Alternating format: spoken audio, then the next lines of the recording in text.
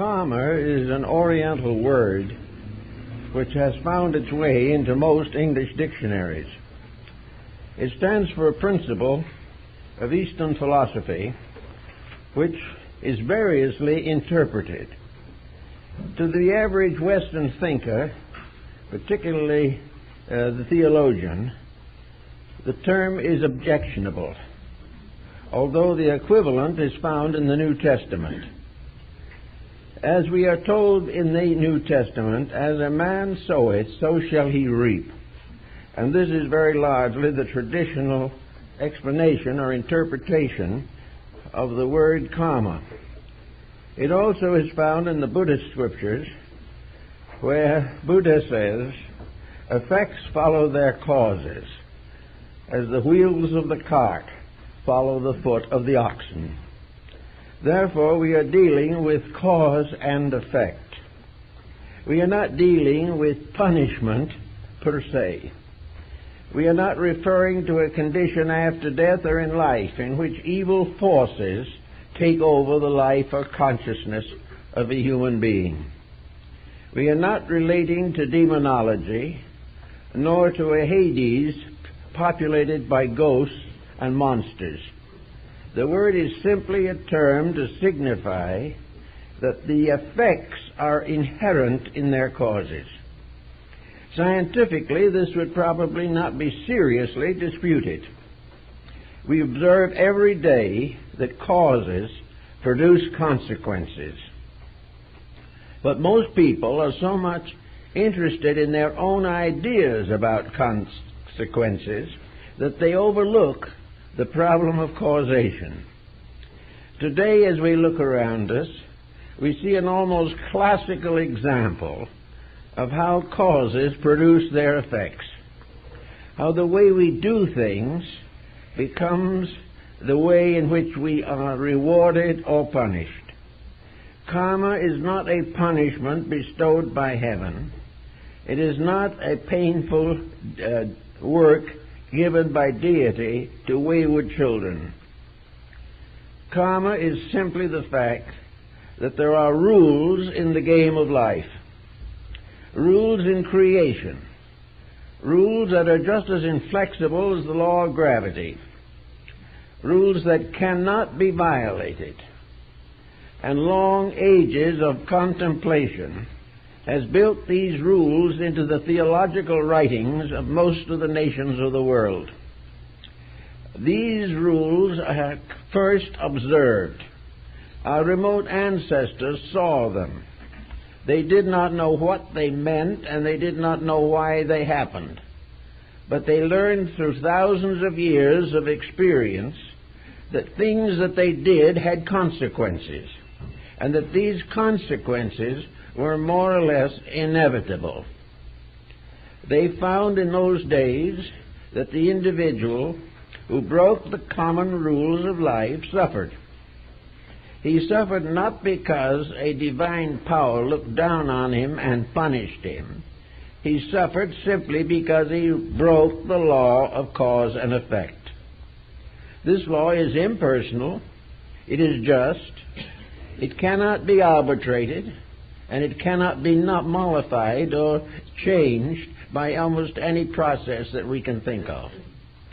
Actually, therefore, we live in a world in which we have to be thoughtful of what we do if we wish to enjoy the maximum benefits of existence. The purpose of knowledge, finally, is to discover what we can do that does not result in trouble.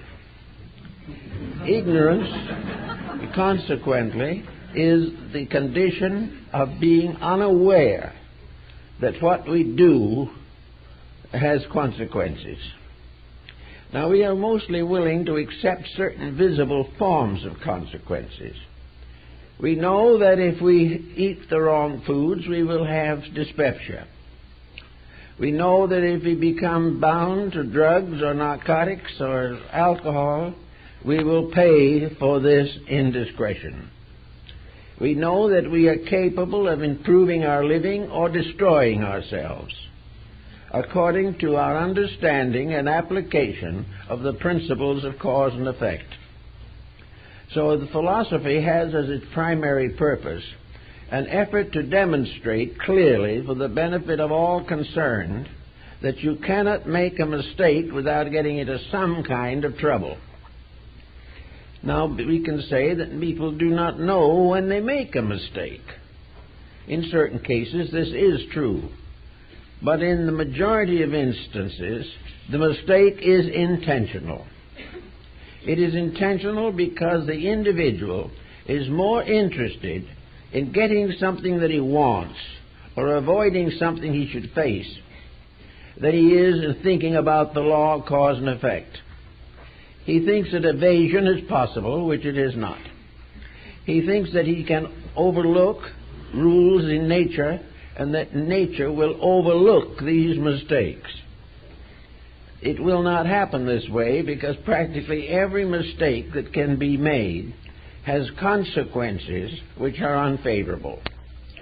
Now, of course, we can't all be perfect in everything. We will all be subject to the mistakes for a long time to come. But one of the commonest things that we might be able to do would be to build a pattern of the more common, simple, and obvious mistakes and how to avoid them.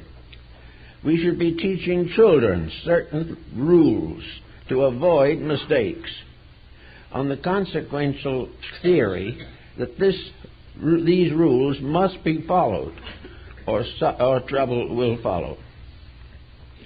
So karma becomes in our personal living as a force to take the place of the purgatories of ancient theologies.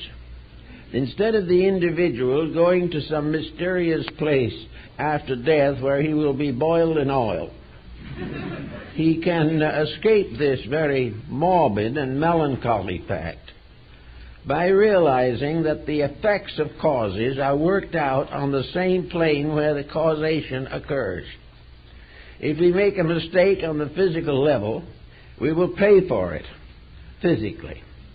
If we do something noble and glorious on the physical level, we will be rewarded accordingly.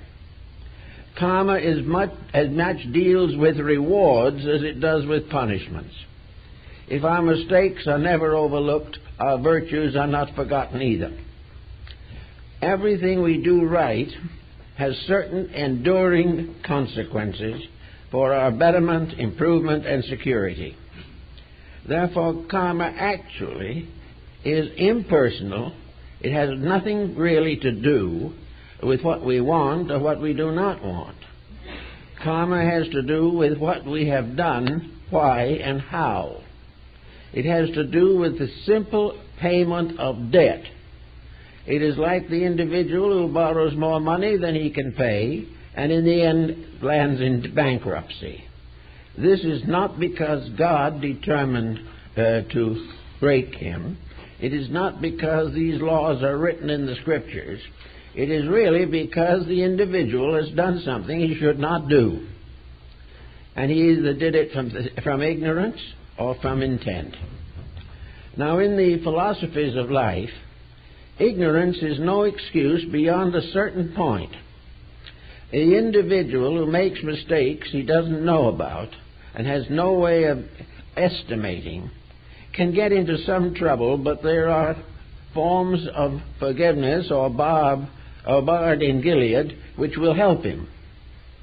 But the individual generally does not have unintentional mistakes, because the things he does while he gets mistakes are things he knows about, and therefore knows that he shouldn't have done them, and often regrets even before the results set in.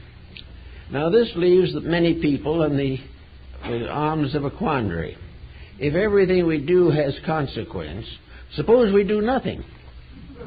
Suppose we wrap up in isolation and sit like St. Simon Stylites on the top of a column in the Libyan desert. We don't speak to anyone. We don't do anything. We live as nearly helplessly as possible. Ask no one for anything and tell no one anything. Would this settle karma? Yes, it would. But what is the karma of taking that attitude? The individual who sits alone long enough is paying karma right at that moment. He has given up making one kind of a mistake, has made another, and is sitting alone in the desert trying to understand the new mistake that he has just made. To do nothing, therefore, is not a solution. The only proper solution is to try, through study, thought, and experience, to do those things which are useful. From the moment of birth on, the individual is subjected to factors and factions with which he must contend. He must adjust to a world which perhaps he does not fully appreciate or does not wish to tolerate. But actually, he is here for a purpose. We are all here for one purpose primarily, and that is to grow. No matter what we think of it, this world is a schoolhouse. And in this schoolhouse, we are here to learn lessons. And the two factors that are important in our education is the education itself correct, and have we the courage and to follow it if it is. Young people should understand that law of cause and effect, or karma, is not theological. It really has nothing to do with the religious beliefs of people. It has appeared in almost every religion because it is a dominant factor in ethics. But law of cause and effect is not part of theology. It is just as much part of science, or philosophy, or ethics, or art, or literature. It is part of a complete pattern of life. It rules the businessman and it rules the poet. It governs the doctor and the bishop. These rules are all applicable to every walk of life, but they are definitely based upon a simple concept. You cannot do anything without causing a consequence of some kind. Now, of course, the knack of it, we might say, is to keep on doing those things the consequences of which are enjoyable. Karma, therefore, is not merely an instrument of punishment. Karma gives us just as many rewards as it seems to give us penalties. But both the rewards and penalties are due to ourselves. We are the maker of karma and destiny in our own personal lives. There is no way of blaming this upon some vast universal mystery. Actually, of course, cause and effect is recognized in most sciences. It is recognized in law and medicine. It is recognized in ethics and most of the philosophical systems of the world. But it is there because it is just as much a part of us as breathing or blood pressure or any of the anatomical, physiological, or biophysical functions of the human being. So having settled in our own minds one simple point, that what we do is the basis of what we are, and what we are doing now is the basis of what we will be in times to come, we then come upon another attitude that has arisen, which is more theologized, and that is what we are doing now may have a relationship to the past. Are we paying old debts now? This is a serious matter, because there has been some discontent and disparagement of this concept. Actually, however, the individual comes into this life with his past inside of him. It is part of his consciousness. It is part of his experience. Therefore, in most instances, the individual sets his past to work again in this life. When he grows up selfish, he might have brought the selfishness with him because it was part of the fact that he had not outgrown it. But that selfishness expressing in this life will cause the troubles which start the reactions of cause and effect. Therefore, it is the weakness in ourselves that perpetuates the unfinished business of human evolution. Until this is fully understood, we cannot control the situation. But if we do not wish to be burdened by past karma, we must make sure that we have paid the bill when the mistake was made. If we haven't, then we have unfinished business.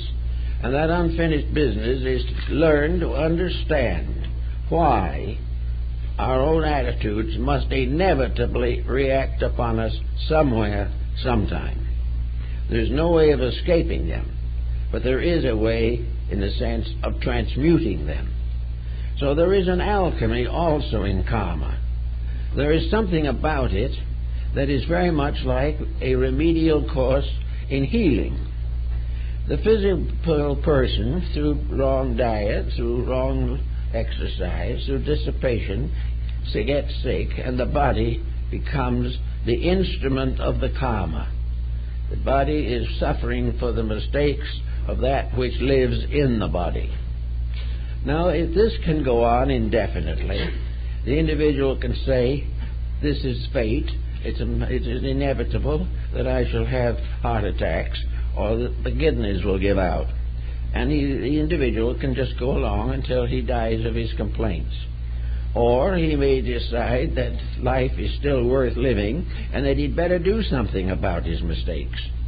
If, therefore, he sets to work to correct the mistakes that are destroying him, the mistakes he has corrected cannot destroy him, because they have ceased to exist. Therefore, most karma ceases to function when the reason for it is exhausted. If the person has learned the lesson, he does not face it twice. If he has done what he should have done anywhere along the line and had faced it, the issue would be dead. But as a matter of fact, very few people, as you will know if you look around, really face into their own mistakes. The first thing they try to do is to blame the mistake on something else. At the moment, our greatest scapegoat for mistake is either politics or economics. We blame these for all of our troubles. Well, the only reason why we have these troubles is because they are part of our acceptances in life. The individual does not want to make bad karma, but he wants to make the last dime he can on any job that he has. He does not really prevent the ulterior motives which begin to produce karma. An ulterior motive is a magnificent cause for karma, and it will move in with all intensity, not because it doesn't like us, not because God is mad at us, not because the devil wants to claim us as his own, but simply because we have failed to correct a common mistake which our own conscience and character should have told us about. Therefore, conscience is something inside the individual that is forever warning against mistakes, warning against compromises of one kind or another. Now, conscience, of course, functions best in a convivial attitude. The individual's conscience works best in a society in which consciousness is strong. Whereas now, where consciousness is not very strong, conscience does not work very well. The individual has to stand against the mistakes by a personal action of his own will. Now, when we get all mixed up in this kind of an involved economic structure as we are today, it seems almost inevitable that individuals will develop wrong attitudes toward life. They will become desperate, they will become frightened, they will develop hates, there will be terrorism, massacre, civil war, mutiny, and everything you can think of. But these things are not due to the punishments of heaven. They are due to the unfinished business of our own. They are due to the fact that we have not set up in ourselves the cures for the ailments that are closing in on us. We are not making the basic changes that would result in a new level of effects. We are keeping on the old causes, hoping to force or bluff or fight our way through.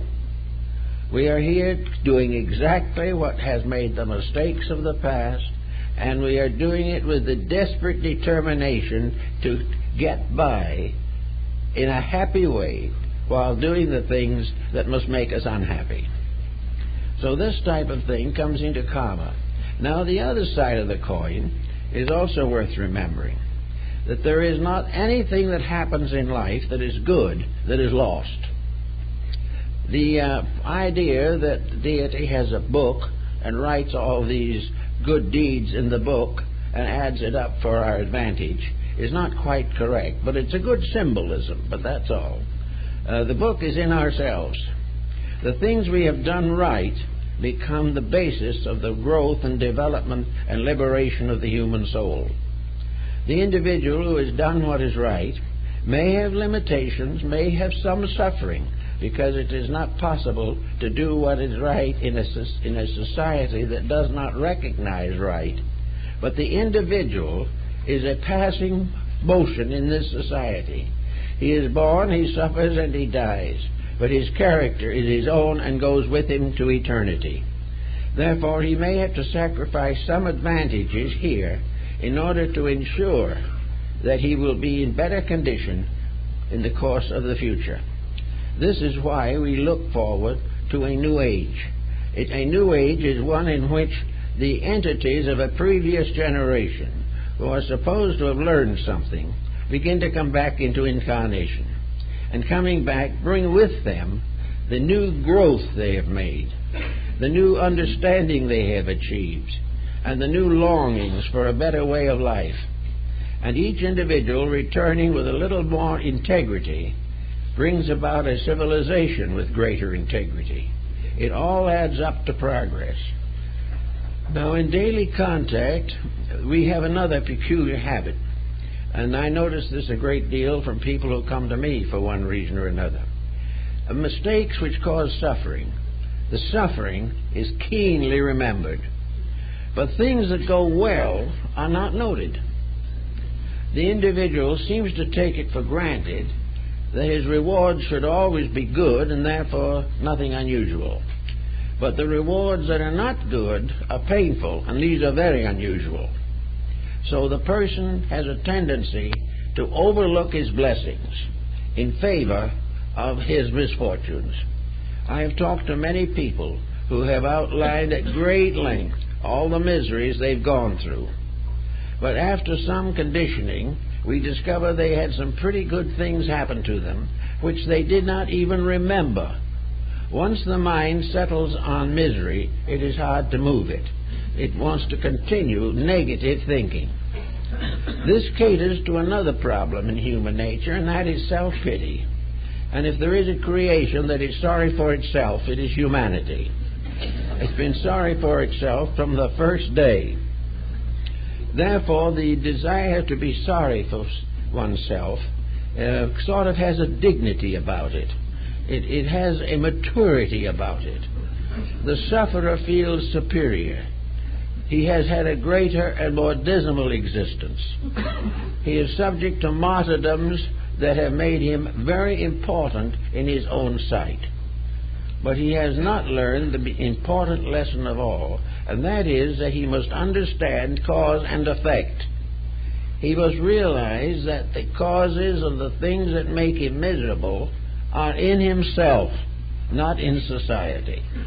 And the causes of the nice things, which he will not admit, these causes are also in himself and pass unnoticed. So it is very important for people to realize that karma, or consequence, is not merely punishment. It is the individual achieving that which he deserves. And the more constructive his deserving may become, the greater his good cause and effect will function. So we think very definitely of the importance of building positive patterns of conduct. That we are not here to estimate the punishments that we are going to receive. We're here rather to so live that these punishments fade out.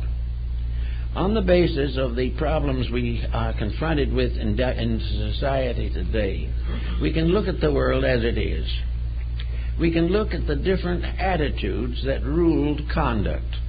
And I think most people will realize that the world at this time is not governed by the best possible attitudes. It is governed by selfishness.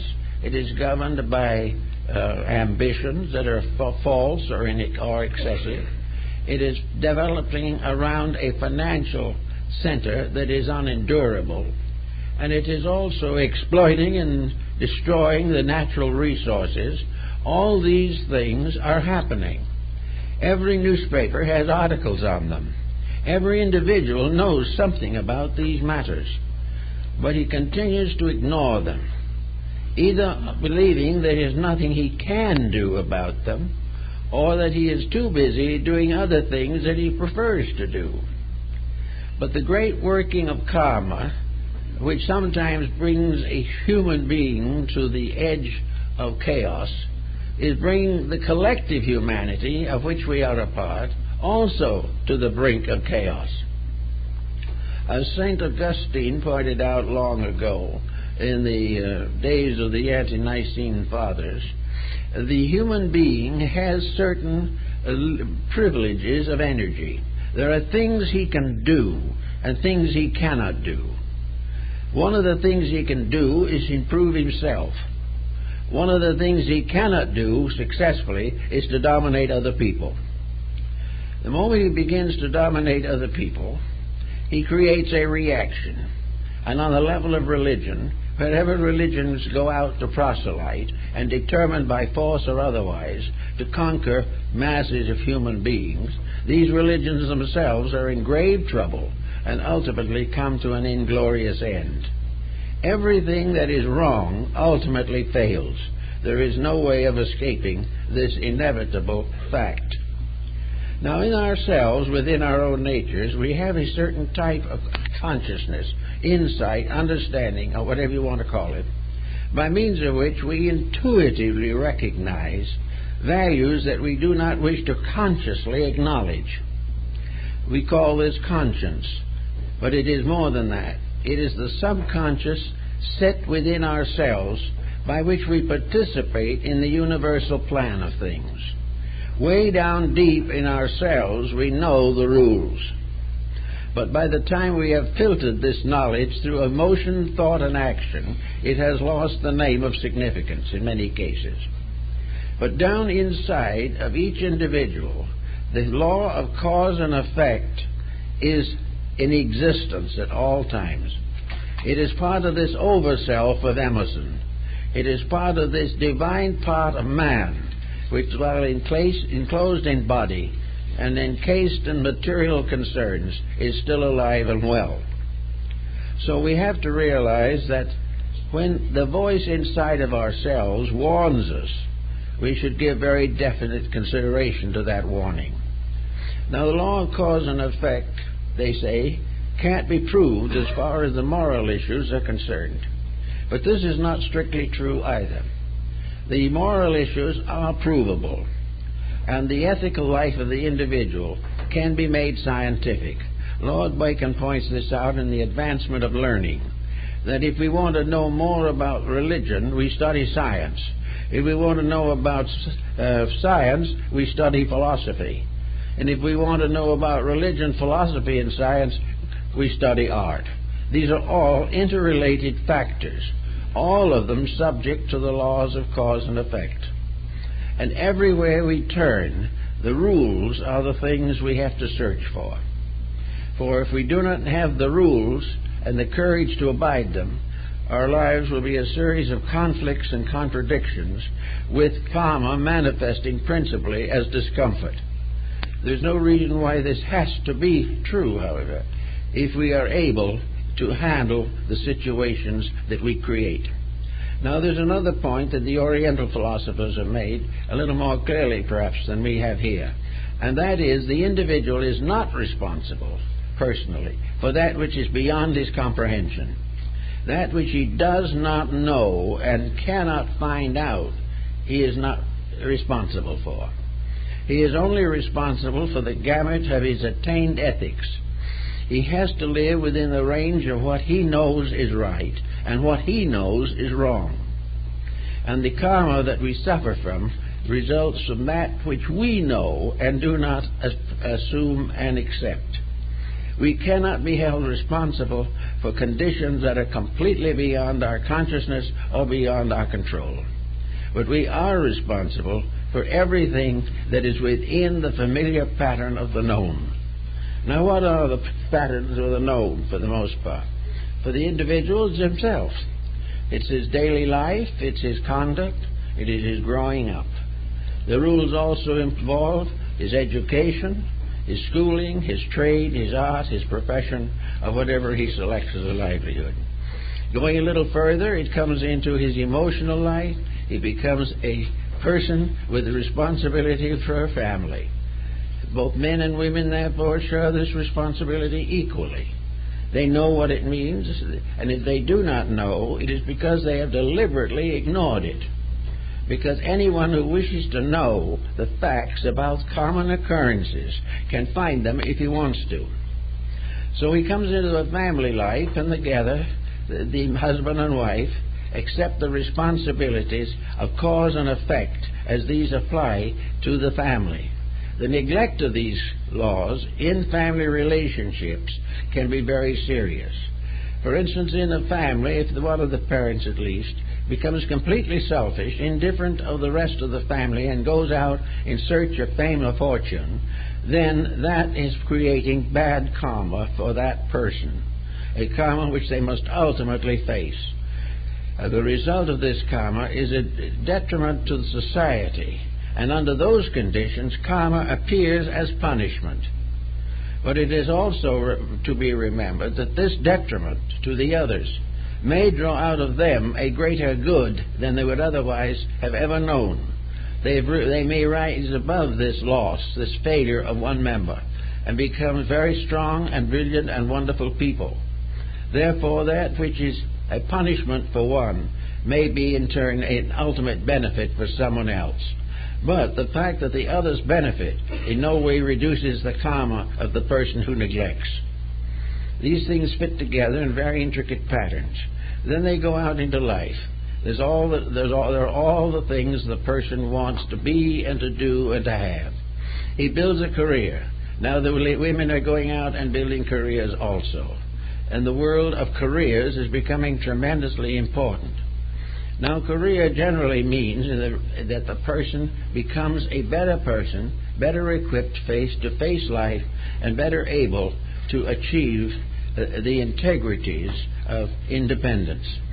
But for most part, that is not the way it is used.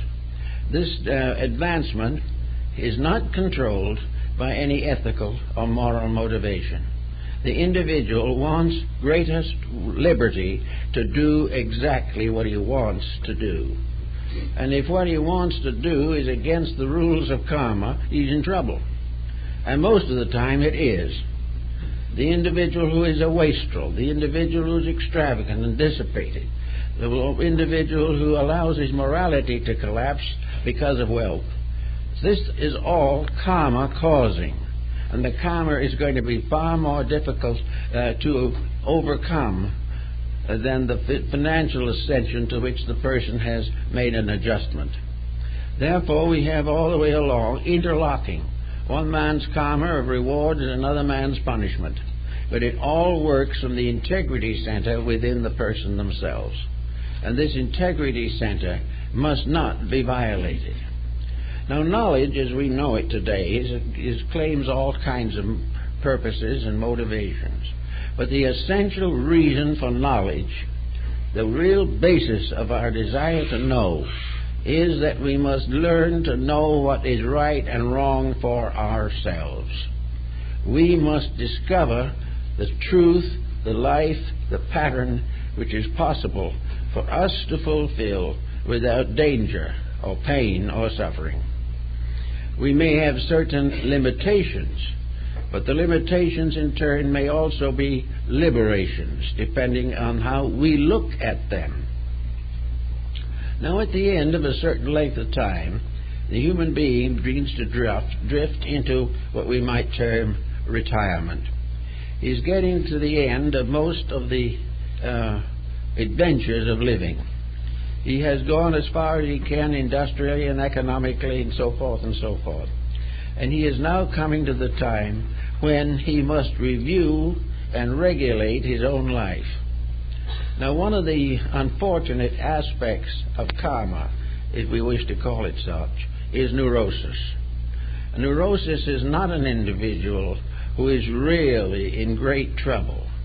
Neurosis is an individual who has misinterpreted, misunderstood, and misused the advantages of living. He has accepted everything as punishment that was in any way an interference with his personal pleasure. So the law tells us, for one thing, that pleasure is good. We should all have it. But it is not the primary purpose for existence. We are not created primarily simply to have fun. On the other hand, good karma coming can be very amusing, very entertaining, and very refreshing, but it has to be earned. The older person settling down begins to wonder what he was here for in the first place. He does not understand, he does not know, he does not realize. He lives in a world which to him is a mystery, and he has learned very little about life except that he is gradually departing from most of the attitudes that he held firmly in earlier years. So this all adds up to the fact that if the human being was here forever, and if the gift of immortality was generally available, we might have a different attitude toward life. But life is really a day in school. It is part of a long program of education. And the most important thing for each individual in this school is to graduate with honors. Now, when you leave school, you can graduate with honors only if you're a good student. You can also graduate without honors if you're a good athlete and support the finances of the institution. Now, on this basis, we have quite a number of athletes, not necessarily who play games or sports, but who are graduating from school on the basis of something they've done for the school rather than something they've learned from it. So this problem is that when you graduate, you need to graduate with a passing mark or a high mark. But this does not mean that your education is complete. It is complete only when it advances you to the purpose for which you have devoted your educational career. Most of all, it is an education that enables you to estimate yourself, estimate what your abilities are, what your dynamic interests are, and not leave you in the general degree that you graduate without any purpose for education. Education can be a luxury, it can be a fad or a fancy, but it is only useful if the individual uses it to understand the operation of cause and effect in his own life. Therefore, he should have a course on karma in every grade, and he should learn how to graduate from that course cum laude instead of at the bottom of the class. The problem of karma, then, it means that we are here to find out more about what we can do and what we can't do. It is too late to find out what we can't do on our deathbeds. This is not what was intended. We should be learning something every single day. And we should poke into our own subconscious and find out what we can learn immediately that makes today better for us, or will affect us constructively in the comparatively near future. We must therefore begin to study on a life principle that we are expecting things to have a harvest like themselves, that whatever we do will be done to us. Whatever we learn we'll be able to use. What we do not learn or mislearn will be a detriment to us. Now, in the past, when life was largely suburban and persons came from small communities, the opportunities for grand knowledge were few.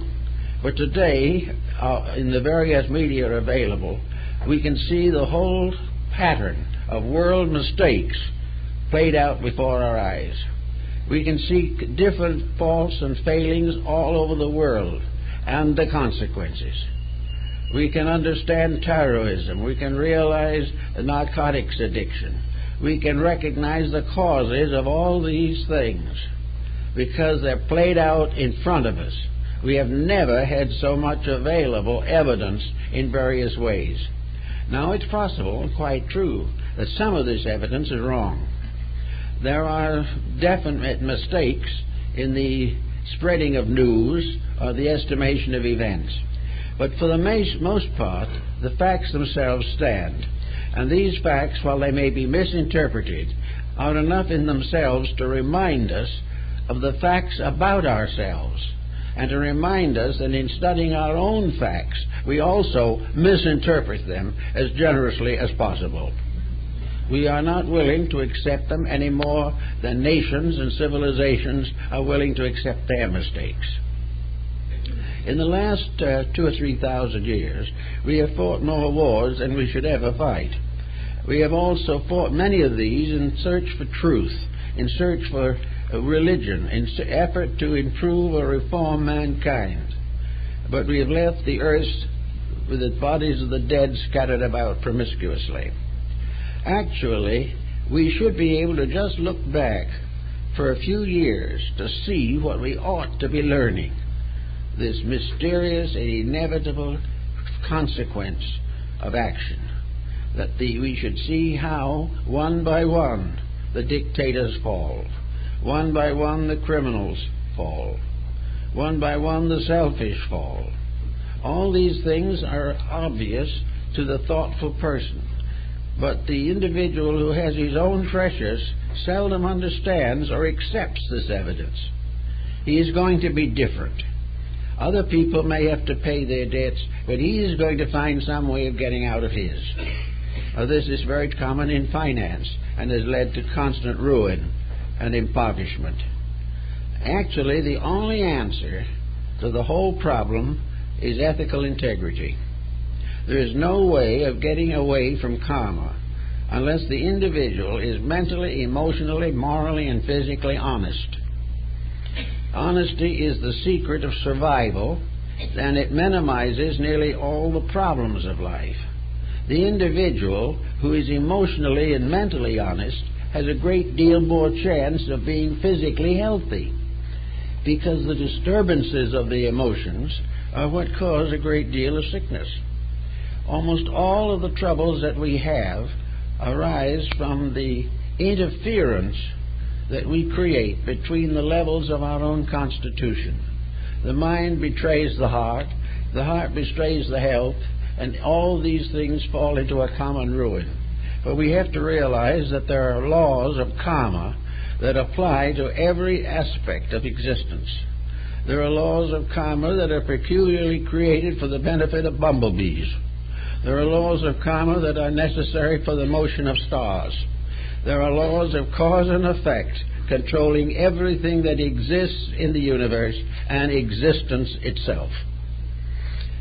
Therefore, all things are surviving because they live in an intricate pattern where survival is necessary and where the breaking up of survival is destructive to the entire pattern of life. Bring this down to our little daily living and the problems that we all have to work with. The problem is to start in by carefully estimating the relationship between our actions and integrity, or the relationship between our pressures and common sense. Is the individual, for example, who has found increased or improved financial condition making good use of this additional gain? Is he been faithful unto small things so that he could be made faithful unto larger things? Now, maybe he was grateful for the small things because he couldn't help himself. But when he got greater things, he began to be so happy about it all that he broke every rule in the book. This all becomes part of the problem. The more we have, the more responsible we become for what we do with it. And the proper use of it is a factor in karma, a very definite factor. Ben Franklin summed up the simple words, waste not and want not, and that's cause and effect. Just a simple statement of it. Every individual must use what he needs and has well, or else suffer from the karma of having abused them. All kinds of elevations of a state are blind and meaningless unless the elevation causes the individual to become a better servant of humanity. Wherever promotion results in increased finance and privilege and no responsibility, bad karma is not far away. All the way along, everything we do has to be estimated in terms of consequence. If we have children, we have to take the time to educate them. If we have the proper job, we must do it well. We cannot shoddy our work without ultimately causing karma.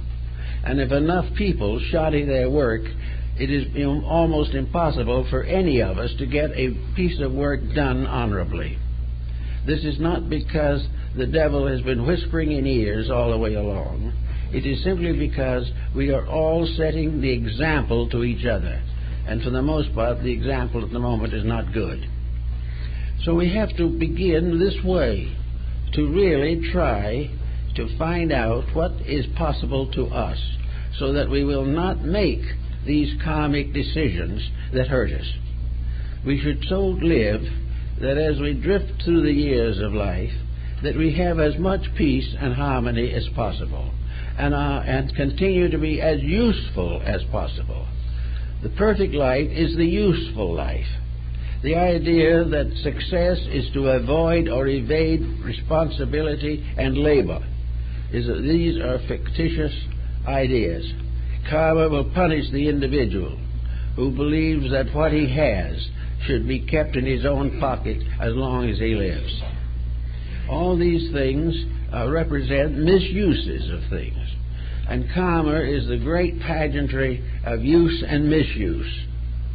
Now we look around a little bit and we find people who are doing very lovely things, very beautiful things, very wise things. Now this does not mean that these wiser people don't suffer a little. Everyone suffers in an unfinished universe. But it means that in compensation for a misfortune, there is such an internal enlightenment that the misfortune loses nearly all of its tragedy. The individual who does the best he can, really and honorably, when faced with a responsibility, is given unusual resources. Sometimes he prays for divine help, but the prayer is backed by his own integrity. And if those work together, the job is liable to become solved or the problem be met. So all these things relate so definitely to human conduct and personal integration that it seems that we should give this matter a great deal of careful thought and try to find ways in which we can cure this mysterious disease of indifference and lassitude with which most people seem to be suffering.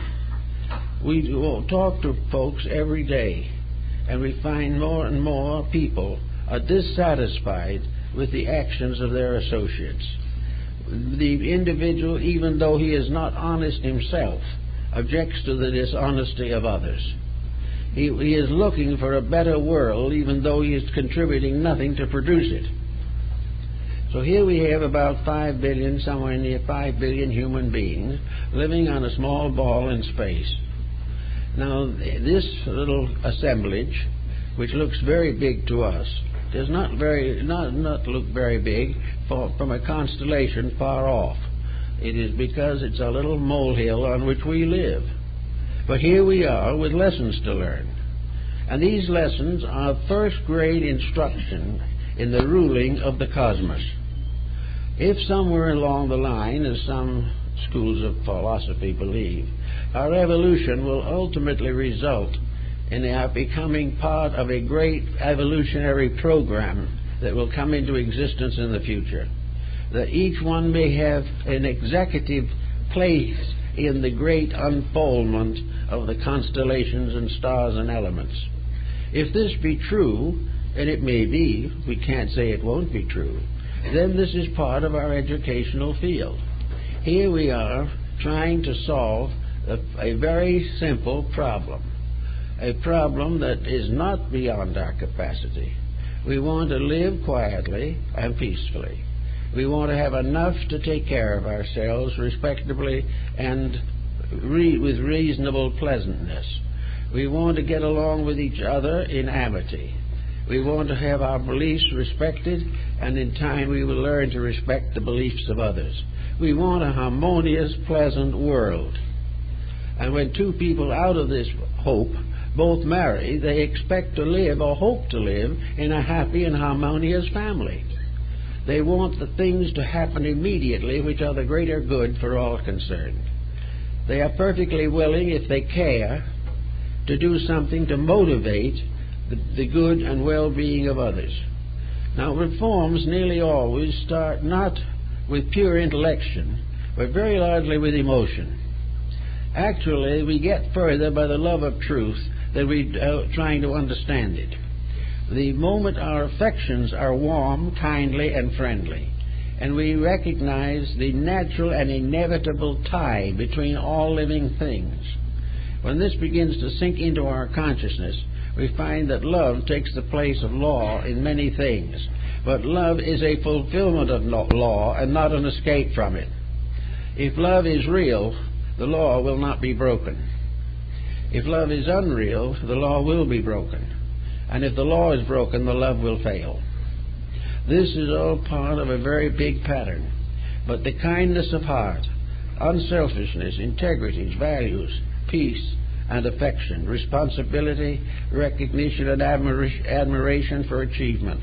All these things are part of building a world in which the law of cause and effect is going to produce the results we most want. We want to live in a world which is right, but we have to cause right, or it will not happen. We pray to heaven to solve our problems, but heaven does not solve things that way. Heaven determines that each individual must have the vital experience of solving his own problems. Now, we all feel, that there's something that can get us out of our difficulties. And we like to think that perhaps religion will do it. Well, religion will do it if that religion inspires us to do it for ourselves. If, on the other hand, this religion promises us freedom from the responsibilities we deserve, or will not acknowledge the correction of the proper mistakes, if the religion throws all burdens on the Lord and lets the individual do as he please, then we will continue into the future with exactly the problems we have today. To solve problems is a job. It is a profession. It is a dedication. It is an inevitable duty. Now, working with people a great deal as we have, we find out some problems that are comparatively frequent. One of the most common problems, I guess, today is this problem of dissatisfaction with world conditions. We don't like things the way they are. We don't like bombings. We do not like to have terrorist groups wandering about the earth. We hope and desire to have a normal and reasonable kind of existence. Now, why don't we have this? It's because we have not built it into the contracts between nations. We have not said that a treaty is finally a bondage of integrities. When the United Nations meets, it should meet with each candidate, each member, dedicated to truth, and not coming down with the information given him by some military dictator in the background. We cannot have any of the things we want without integrities, and chaos is the karma of lack of integrity. It is what happens when nobody does it right. Now, a lot of people want to do it right, but the interferences are hard to face, are hard to cope with. So we can say that the best chances for doing it right are among people who have dedicated themselves to a self-improvement, who are seeking in one way or another to grow, to be better, not in order that they may dominate others, but in order that they may enlighten themselves.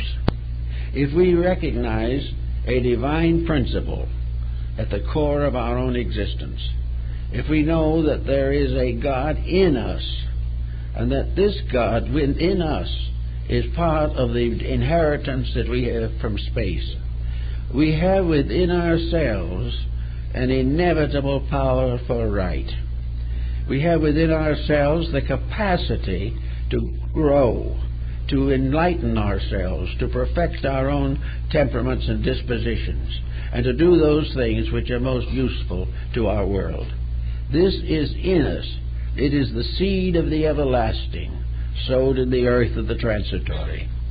It is that which is our proper and inevitable mystery of the seed, the mustard seed, which, though the smallest of all seeds, grows into a great tree for the shelter of the birds and for shadow and shade for human beings. So our enlightenment, coming from the divine seed within ourselves, has to be one way or another developed. It has to be developed sometimes against a lot of adversities. And we may assume at the present moment that most people reaching maturity have not had necessary instruction in this particular area. They have grown up under a system which is largely materialistic, and therefore is continuing with all the old problems. It has grown up in a narrow atmosphere, and an atmosphere of self-centeredness, even though it has been comparatively moderate in its ambitions. But it has not been a dedication to purpose. I think that we should recognize the importance that every young person growing up should in some way or another be aware of a sacrament, and not one of the sacraments that we generally acknowledge in the church, but the sacrament of dedication. That just as surely as we have baptism and we have the sacrament of marriage, confession, absolution, Eucharist, all these things, that we also have the sacrament of dedication. Not a sacrament to become a clergyman, but a sacrament to dedicate life to its essential purpose. That somewhere along the line, each individual should come face to face with the realization of the natural responsibilities that are his in life. And actually, ancient people had this. It's strange that it was one of the things that dropped out. But back in the very early days of civilization and into some of the more recent Oriental systems, a child was not born a citizen. This is very important thinking. A child was not born as a citizen, and it had only a milk name. In other words, it had a child name. It grew up in the family with this child name, and in Egypt, the child wore a lock of hair, sort of twisted down over the eye, and the rest of the head was bald, shaven clean.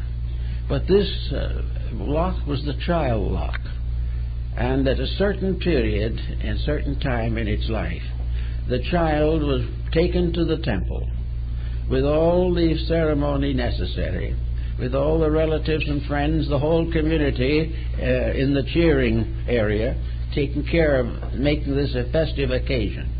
And at this moment, the child, now old enough to make a personal decision, usually in the middle or later teens, took the oath of obligation to his world. He was transformed from a child to a person. This was true also of women. It was not limited to men. This was a right of citizenship. The person who dedicated himself to the service of good, who offered his life for the protection of his family, his community, and his world, became a citizen. He became a citizen by accepting the responsibilities of adulthood. He became a citizen by becoming an example of right in his community. He was a dedicated and sanctified person, living to fulfill the real reason for a human being's existence. Then his child lot was cut off, and his name was given to him, his grown-up name, a name that indicated his place in the tribe. And when this was given to him, he took his oath of obligation to the tribe, and when the tribal members met, he sat with them. He was part, then, of the family to which he belonged. Not the just family of his own house, but the family of the clan, the tribe, the group of which he was a member. And for that group, he was dedicated to live to serve it and to die to save it if necessary. There was no longer any of this going off by yourself to make it rich or something of that nature. It was all part of a system, because without this consecration, antiquity could never have survived. It survived because everyone stood firm for that which the tribe stood for. And the tribal wisdom, the orender of the tribe, descended from the heroes of the past who had given their lives to make the present possible. They had gone out and sacrificed everything so that their descendants could have a better life. And it was the privilege and right of these improving descendants to honor the virtues that they had inherited and protect them for the future. Now, this citizenship of the tribe is a very interesting and important thought, at least. It changes the whole aspect of things. The young individual is not out to make his own way primarily. He will make his own way in all probability, because his dedication doesn't make him useful or useless. It makes him useful. It makes him able to live a better person himself, to do his job better, and at the same time always remember his relationship to the group and his part in their success. So this type of thinking was part of a cure for what we might term cause and effect as we know it today. If we had brought forward the causes of good, if we had brought forward the wisdom of antiquity, we would not now be in this particular condition. The attitude or belief that we should forget the past and live in the glorious present and make it worse in the future is not very successful. It's not going to do much for us, but it's going to do a lot to us if we do not gradually recover from the present attitudes. So then comes the idea of what happens when you do it right. Well, when you do it right, you see gradually the good of the human being, the good of the neighbor, and the achievement of the human brotherhood, which has been the great teaching of religion since the dawn of time, becomes possible. We can be one family, not because we all agree with each other, but because all of us agree with principles under which we live. We believe in the right of the other person just as much as our own. We do not step on the liberties or values of other people, but we tread carefully upon their weaknesses and try to help to strengthen the life of the person. We are here as a family, and this family has collective karma just as well as it has individual karma. And the condition we see today is simply the inevitable outcome of long abused privileges, long wasted resources, and the continuing emphasis upon selfishness. Now, many people feel there's nothing left but to be selfish, and they hope that the end of their lives will release them from this wheel of Ixion upon which they have crucified themselves. This is not necessarily true, however, because the law of karma is also correlative with reincarnation or rebirth. And rebirth is simply the opportunity to complete unfinished business. And business is always unfinished until the individual attains enlightenment. Enlightenment is the final victory of the internal over the external aspects of life. It is the victory of God over the misuses which we have associated with religion, science, philosophy, and the arts. Actually, reincarnation is the next step in this tremendous road that we all have to follow. Reincarnation is another day in school. It is another opportunity to grow. And all we have accomplished today in this life are brought forward from previous existences. All these virtues and strengths become part of a new standard of education. The time must come, and is coming, when education must take on its final purpose, namely that education is necessary to fit the individual to become part of a great motion of life to which he belongs, a motion which leads through time and space to final identity with the cosmic integrity. It has to do with the fulfillment of all things. It has to do with the achievement of a purpose for life. That is one of the problems we have. We have more doctors we know what to do with. We have more attorneys than we need. We are now developing the largest following of computer operators that will be necessary in the next 2,000 years. By that time, there won't be any computers. All of these rather foolish things show how we will take time and energy and go through universities or take crash courses, all to get $2 an hour more on the paycheck, or to get a job or something of this nature. We will do much for physical security, but nothing for the integrities upon which life and physical security must ultimately depend. We must begin to realize that we have to grow. And growth is an acceptance of realities. We grow when we can take an event in our own lives, dissect it, and find what it means. We can do a certain amount of growing if we take a mistake, which we have nursed for a long time, gradually learn to know why it is a mistake, and decide not to repeat it. We can use our own lives as handy textbooks and reference works about things we need to know. We have to do this type of thing, or else continue to drift along in the uncertainties which most people suffer from, and at some time these uncertainties catch up to them and make them pretty miserable. So the rich man who died takes nothing with him but what he has learned. And if he has devoted enough time to material investments and banking, he's not going to be much good in a different world where these do not exist, or even this world if he comes back when they are no longer practiced. We have to build enough of the now to protect ourselves in daily living, but we must also build in enough of tomorrow to serve us when tomorrow comes. We must do what is necessary to make this life useful, necessary, and helpful. But we must also be laying the foundations for future lives in which better values will become the basis of better living.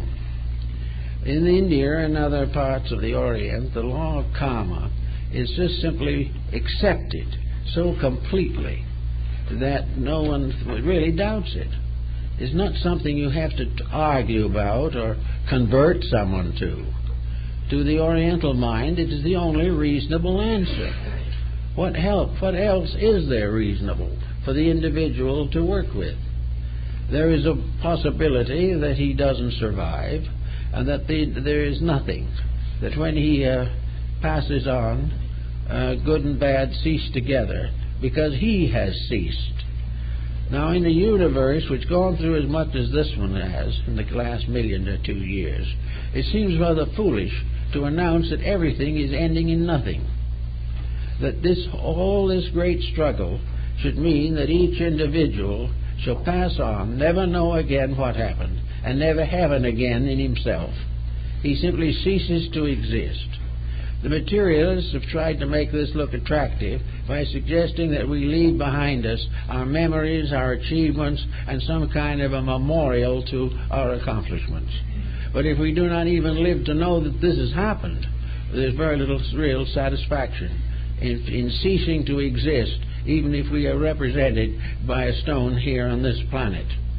The next thing is what about the future? Do we go to some abstract place, better or worse, where we must face the consequences of our actions?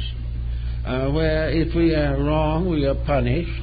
If we are virtuous, we are punished also, unless we belong to the right group that gives us a certain survival. But we get there, and what is there? There is nothing but a vast ghost land of suffering and misery. Individuals punished for things they did not know enough to avoid.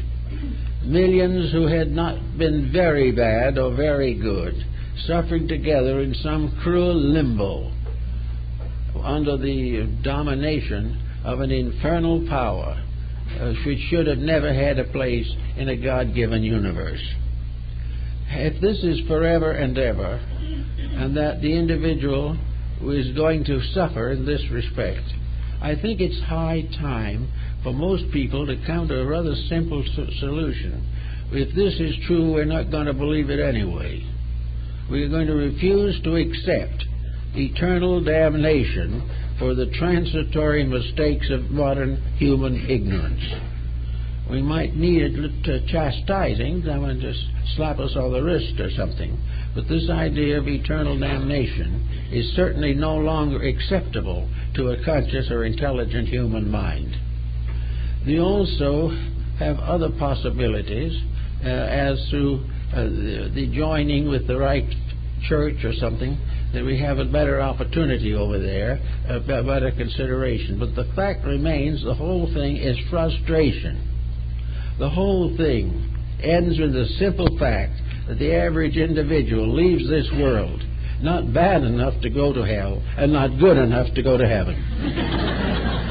Under such circumstances, the answer is inevitable. The only thing to do is come back here and finish it. Nowhere out in space is there anyone that wants us.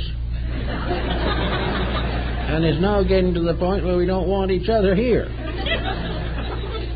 But the only answer is the idea that reincarnation is an opportunity for the individual to overcome his weaknesses, develop more strength of character, become a more positive and constructive factor in the plan of things, and go on until his enlightenment carries him beyond the phases of pain and sorrow which we know on this planet. We need to have this encouragement. We need to have the idea of what is going to happen. And in order to know what is going to happen, the law of karma and law and reincarnation have been linked together, because the reincarnation is the solution to the imperfection of human life, and karma is the pressure behind the individual to help him to outgrow his mistakes. The pressure of the discomforts of wrongdoing. These are the pressures that karma works with. There is nothing ugly, unpleasant, terrible, or tragic about the operations of karma. Karma is by nature kindness, because it is forever providing new opportunities for the completion of unfinished business. It helps us to be sure that in the due course of things we shall also develop the consciousness that is necessary to us. Now we may also ask, if this be the case, what about what happens? What are the laws of karma bringing about in the larger pattern of things? What is it that lies beyond, for which we are trying to perfect ourselves? Well, in the first place, the perfection of self is really simply a natural necessity. That we should unfold our potentials is part of potential itself. The reason why this plant grows is because the seed is planted, and each life is a part of the growth of something. Now, when we plant a seed of a tree, why do we plant it? It's because we hope it will grow into a tree, and we hope that that tree will have a reason for existence, because we know also that in that tree will be also the perpetuation of itself. Now, the fact that these growths are all continuous seems to indicate a universe of unfolding integrities and values. That somewhere in the large vista of things, the separated being, that part of the divine nature which was isolated in creation, and is scattered now through every form of living thing from man to the smallest cell or atom, that all this, as Pythagoras points out, will be gathered up, and that in this great moment, when all these sparks become one again, on that occasion, the divine being, who is made up of these sparks, will become alive again.